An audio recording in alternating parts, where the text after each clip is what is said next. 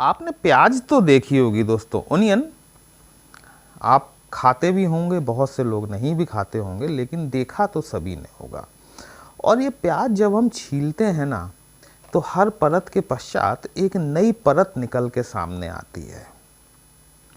क्योंकि ये प्याज है, एक मटेरियलिस्टिक चीज़ है।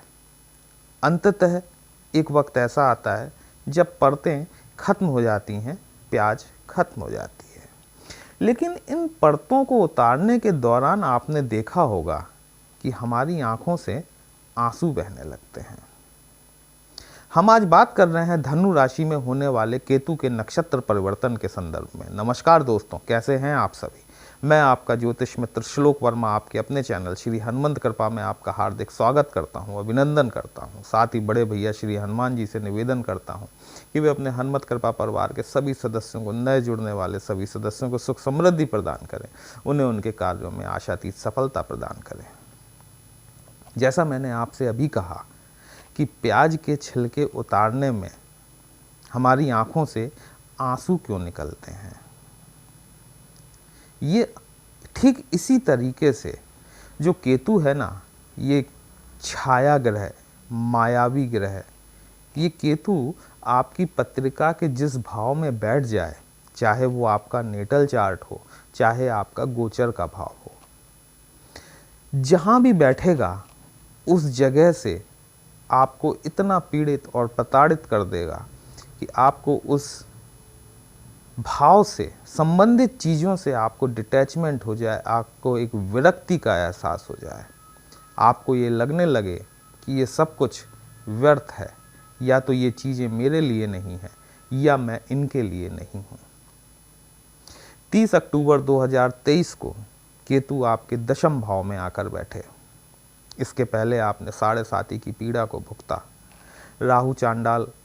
गुरु राहु का चांडाल योग बना और तदुपरांत केतु आपके दशम भाव में आकर बैठ गए।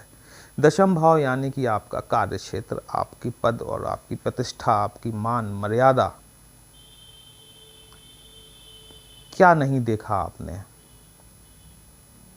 मैं समझ नहीं पाता हूँ कि मैं कैसे कहूँ, खासकर जब मैं धनु राशि के ऊपर वीडियो बनाता हूँ तब। केतु ने दशम भाव में बैठकर आपको आपके जॉब से अलग कर दिया। कई लोगों के चलते हुए कार्य व्यवसाय बंद हो गए। बंद हुए तो इस तरीके से बंद हुए कि लोगों ने अपने व्यवसाय स्थल पर जाना ही छोड़ दिया। किसी की जॉब छूटी तो इस तरह से छूटी कि दोबारा मिल ही नहीं। आज भी जंग लड़ रहे हैं। यहाँ पर केतु ने आपकी आंखों में जो आंसू दिए वो अभी तक बह रहे हैं। जो जख्म दिए वो जख्म आपके अभी भी हरे हैं। लेकिन 10 नवंबर 2024 को केतु चंद्रमा के हस्त नक्षत्र से गोचर करेंगे और उत्तरा फाल्गुनी नक्षत्र में जाएंगे। देखिए, अभी तक केतु जो थे आपकी पत्रिका के दशम भाव में गोचर कर रहे थे। ये दशम भाव जो है ना, यहाँ पर बुध की राशि फॉल करती है। 6 नंबर है यहाँ पर, और ये आपका दशम भाव है। यहाँ का स्वामी बुध भी माना जाता है और केतु भी माना जाता है। बुध और केतु की आपसी मित्रता कभी नहीं मानी गई, पहली चीज। दूसरी चीज, केतु चंद्रमा के हस्त नक्षत्र में थे। आप जानते हैं कि सूर्य को ग्रहण लगाने का काम राहु देव द्वारा किया जाता है, वहीं चंद्रमा को ग्रहण लगाने का काम केतु देव द्वारा किया जाता है। केतु अब जब ये ट्रांजिट करेंगे तो ये उत्तरा फाल्गुनी नक्षत्र में जाएंगे। उत्तरा फाल्गुनी नक्षत्र के देवता जो हैं, जो स्वामी हैं, वो सूर्य हैं। इसका प्रथम चरण जो है वो सूर्य के अंतर्गत आता है। बाकी के 3 चरण गुरु के अंतर्गत आते हैं। गुरु अर्थात जुपिटर, बृहस्पति के अंतर्गत आते हैं। जब केतु और गुरु की युति होती है तो इसको ध्वजा योग भी कहा जाता है। आपने देखा होगा कि हमारे समाज के जब बड़े साधु संत, हमारे समाज के नहीं बल्कि जब किसी भी समाज के बड़े साधु संत, या हम अपने समाज की बात करें तो शंकराचार्य या मठाधीश जो होते हैं, जब वो निकलते हैं तो उनके आगे एक व्यक्ति ध्वजा लेकर चलता है। वो ध्वजा ही केतु है। वो उस ध्वजा को जो लेकर चलता है, वो जो वाहक है, वो केतु है।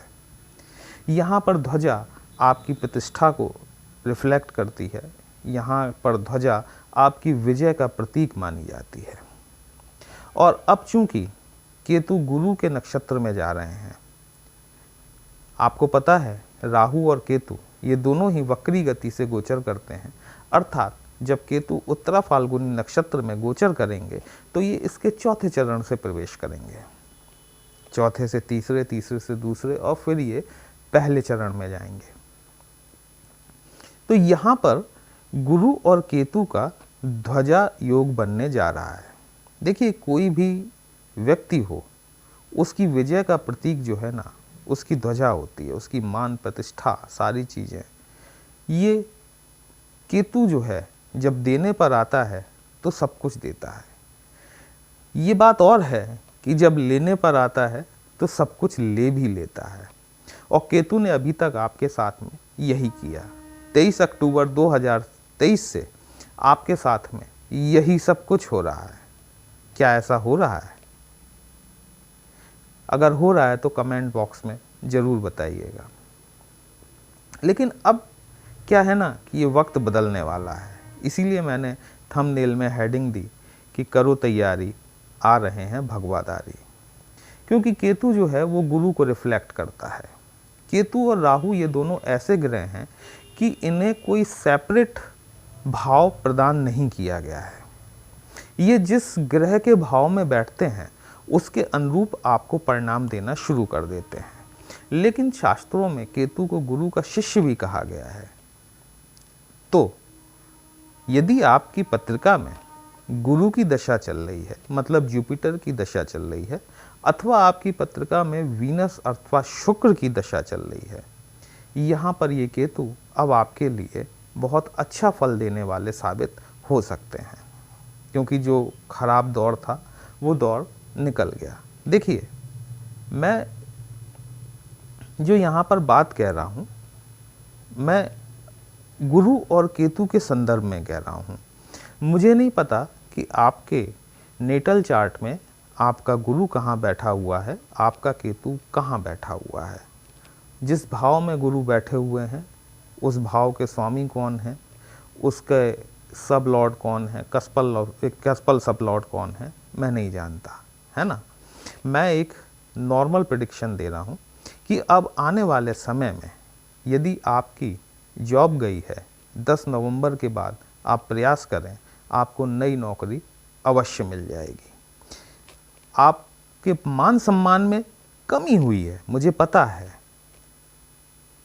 आपने जो भुगता है वो मैं जानता हूँ कि आपने क्या क्या नहीं झेला। आपको उन सारी चीज़ों में अब जो रुकावटें आ रही थीं वो आपको रुकावटें हटती हुई दिखाई देंगी। जो चीज़ें आपके लिए बाधा बन रही थीं, जो हर्डल्स बन रहे थे आपके लिए, वो हर्डल्स अब आपको ख़त्म होते हुए दिखाई देना शुरू हो जाएंगे। क्योंकि यहाँ पर केतु जो है गुरु के नक्षत्र में जा रहे हैं। अब देखने वाली बात यह है कि गुरु की स्थिति आपकी पत्रिका में कैसी है।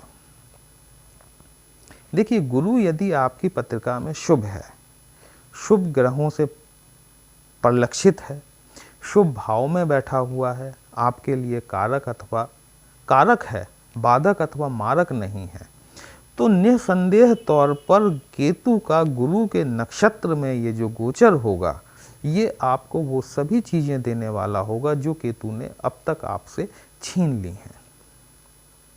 लेकिन यदि गुरु आपके लिए मारक हुए अथवा बाधक हुए तो वो सारी चीज़ें जो अभी मैंने आपसे कही वो आपको नहीं मिलेंगी। देखिए, केतु को समझना बहुत ज़रूरी है दोस्तों। केतु क्या है? एक रहस्य है। जहाँ राहु एक तरीके का छलावा है ना, वहाँ केतु एक रहस्य है, छुपा हुआ रहस्य, या हम कहें तो केतु एक पास्ट है जो बीतता जा रहा है। जो मेरे मुंह से शब्द निकल रहे हैं ना, ये भी मेरे लिए केतु बनते जा रहे हैं। मैं जो सोच रहा हूँ वो मेरे लिए राहु है, लेकिन जो मैं बोल रहा हूँ, जो शब्द मेरी जुबान से निकल रहे हैं, वो मेरे लिए केतु बनते जा रहे हैं। केतु हमारी पास्ट लाइफ को रिप्रेजेंट करता है। आपने देखा होगा जो केतु प्रधान व्यक्ति होते हैं ज़्यादातर अकेले में रहते हैं, अकेले में रहना इन्हें ज़्यादा पसंद आता है। बीती हुई बात को सोचकर कभी मुस्कुराते हैं, कभी दुखी होते हैं। ये केतु की एक विशेषता है। एक चीज़ और इसमें ऐड ऑन करना चाहूँगा मैं कि आपको पता है कि वर्तमान में गुरु वक्री हुए हैं। यहाँ पर गुरु की स्थिति के साथ ही आपको मंगल की स्थिति भी थोड़ी सी देखनी पड़ेगी, क्योंकि जब गुरु वक्री हुए हैं तो मंगल के मृगशिरा नक्षत्र में वक्री हुए हैं। मंगल चूंकि गुरु के नक्षत्र में केतु जा रहे हैं तो कहीं ना कहीं मंगल का प्रभाव भी आपको देखने को मिलेगा। यदि मंगल का प्रभाव भी आपको देखने को मिलता है तो सबसे पहली चीज़ ये है कि आपको अपने क्रोध पर नियंत्रण हर हाल में पाना है, क्योंकि मंगल और केतु की युति जो होती है ना, ये विध्वंसात्मक होती है। ये चीज़ों के संपूर्ण विनाश को इंगित करती है। तो यदि आपको कहीं से भी ऐसा महसूस हो तो मेरा सजेशन आपके लिए यही रहेगा कि आप अपने क्रोध पर, अपनी जवान पर नियंत्रण रखें। मंगल वैसे भी 20 अक्टूबर को नीच की राशि कर्क राशि में जाने वाले हैं। आपके लिए मंगल, गुरु, ये दोनों प्लैनेट्स इस समय बहुत महत्वपूर्ण रोल अदा करेंगे केतु के इस नक्षत्र परिवर्तन के दौरान, क्योंकि मंगल यहाँ नीच कर होंगे, वहीं गुरु आपके वक्री होंगे। दोस्तों, एक उपाय है केतु का, शायद पता नहीं आपने सुना हो अथवा ना सुना हो, लेकिन यदि कहीं कोई इमरजेंसी फंस जाए, सपोज़ मान लीजिए कि कोई पेशेंट है और आपके पास में इतना वक्त नहीं है कि आप उसे हॉस्पिटल ले जा सकें, आप उसकी पिलो के नीचे अर्थात उसकी तकिया के नीचे यदि आप एक कैंची रख देंगे तो आपको इतना वक्त तो ज़रूर मिल जाएगा कि आप पेशेंट को हॉस्पिटल ले जा सकें। यही केतु है। और यदि आप केतु की पीड़ा से परेशान हैं तो ओम केम केतवाय नमः इस मंत्र का शनिवार के दिन से जाप शुरू करें। नियमित रूप से रुद्राक्ष की माला से 108 बार जाप करें। दुरंगे आसन का उपयोग करें, मतलब वो आसन जिसमें कि 2 कलर हों, उस आसन का प्रयोग करें। शनिवार के दिन काले और सफ़ेद तिलों से यथासंभव यदि आप हवन कर सकें तो अति उत्तम होगा। दोस्तों, आपको आज का विश्लेषण कैसा लगा? यदि अच्छा लगा हो तो कमेंट बॉक्स में जय श्री राम अवश्य लिखिएगा। यदि आप हमसे अपनी पत्रिका का विश्लेषण कराना चाहते हैं तो हमारा व्हाट्सएप नंबर थंबनेल में दिया गया है, आप हमसे संपर्क कर सकते हैं। पर्सनल कंसल्टेशन पेड होता है, एक छोटी सी फीस आपको पे करनी होगी। आपकी समस्या का उचित समाधान हमारे द्वारा करने का प्रयास किया जाएगा। चलिए फिर मिलते हैं, तब तक के लिए जय श्री राम।